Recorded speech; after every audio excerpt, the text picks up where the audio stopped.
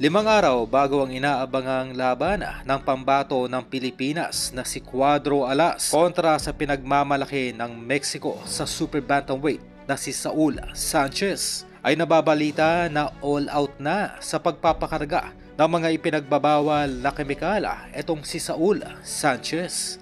Ang nasabing impormasyon ay kumalat sa bansang Japan nang tinutulan ng kampo ni Sanchez na magkaroon ng 24/7 random drug test para sa nalalapit na laban nito kontra Casimero.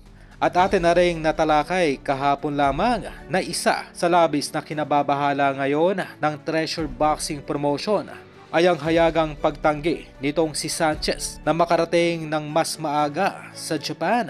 Kumbaga ay umiiwas ang nasabing Mexican Beast na kuna nito ng blood sample ng mga Hapon. Kaya lalong tumitindi ang mga espekulasyon na may tinatago at may ginagawang kababalaghan sa Mexico itong si Sanchez. Kung maalala, ay magdadalawang linggo na ang panay pangako sa Treasure Boxing Promotion itong kampo ni Saul Sanchez na darating raw ito ng mas maaga sa Japan para ipromote ang laban nito kay Casimero.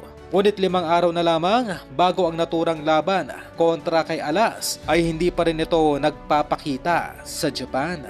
At sa huling balita ay muling pinagtawanan ng kampo ng 2 Division Undisputed Champion na Oya Inoue ang paghahandang ginagawa ngayon ni Cuadro Alas sa kanilang bansa sa Japan.